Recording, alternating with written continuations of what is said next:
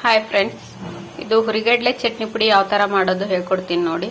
ಪುಟಾಣಿ ಚಟ್ನಿ ಪುಡಿನೂ ಅಂತಾರೆ ಇದಕ್ಕೆ ಸ್ವಲ್ಪ ಹುರಿಗಡ್ಲೆ, ಪುಟಾಣಿ, ಆಮೇಲೆ ಸ್ವಲ್ಪ ಬೆಳ್ಳುಳ್ಳಿ, ಸ್ವಲ್ಪ ಜೀರಿಗೆ, ಸ್ವಲ್ಪ ಸಾಲ್ಟು, ಆಮೇಲೆ ರೆಡ್ ಚಿಲ್ಲಿ ಪೌಡ್ರು ಸ್ವಲ್ಪ.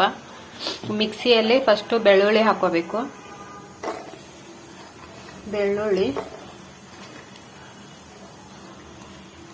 ಆಮೇಲೆ ಜೀರಿಗೆ ಸ್ವಲ್ಪ ಹಾಕಬೇಕು.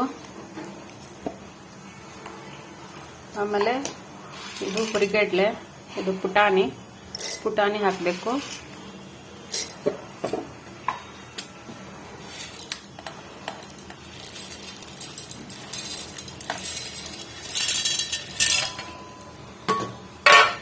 ಪುಟಾಣಿ, ಆಮೇಲೆ ಸ್ವಲ್ಪ ಸಾಲ್ಟು, ನೀವು ಟೇಸ್ಟ್ ನೋಡ್ಕೊಂಡು ಹಾಕೊಳ್ಳಿ. ಸ್ವಲ್ಪ ಸಾಲ್ಟ್ ಹಾಕಬೇಕು.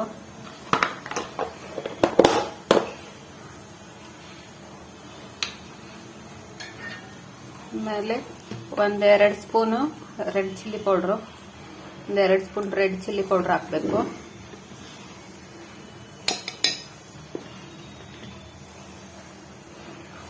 ಸ್ವಲ್ಪ ರೆಡ್ ಚಿಲ್ಲಿ ಪೌಡ್ರ್ ಹಾಕಿ ಮಿಕ್ಸಿಯಲ್ಲಿ ಮಿಕ್ಸ್ ಮಾಡ್ಕೋಬೇಕು.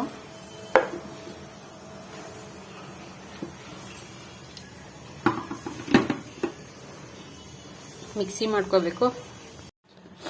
ಈ ತರ ಆಗುತ್ತೆ ಚಟ್ನಿ ಪುಡಿ, ಚೆನ್ನಾಗಿರುತ್ತೆ. ಬಿಸಿ ಅನ್ನಕ್ಕೆ, ಆಮೇಲೆ ದೋಸೆಗೆ, ಚಪಾತಿ ಜೊತೆ ಎಲ್ಲ ತಿನ್ನಕ್ಕೆ ಚೆನ್ನಾಗಿರುತ್ತೆ. ಈ ಚಟ್ನಿ ಪುಡಿ ಸ್ವಲ್ಪ ತುಪ್ಪ ಹಾಕೊಂಡು ತಿಂದರೆ ಚೆನ್ನಾಗಿರುತ್ತೆ, ಟೇಸ್ಟ್ ಚೆನ್ನಾಗಿರುತ್ತೆ. ಪುಟಾಣಿ ಚಟ್ನಿ ಪುಡಿ, ಇಲ್ಲ ಅಂದರೆ ಹುರಿಗಡ್ಲೆ ಚಟ್ನಿ ಪುಡಿ, ಎರಡೂ ಅಂತಾರೆ ಇದಕ್ಕೆ. ನೋಡಿ, ಈ ಥರ ಮಾಡ್ಕೊಳ್ಳಿ, ಚೆನ್ನಾಗಿರುತ್ತೆ.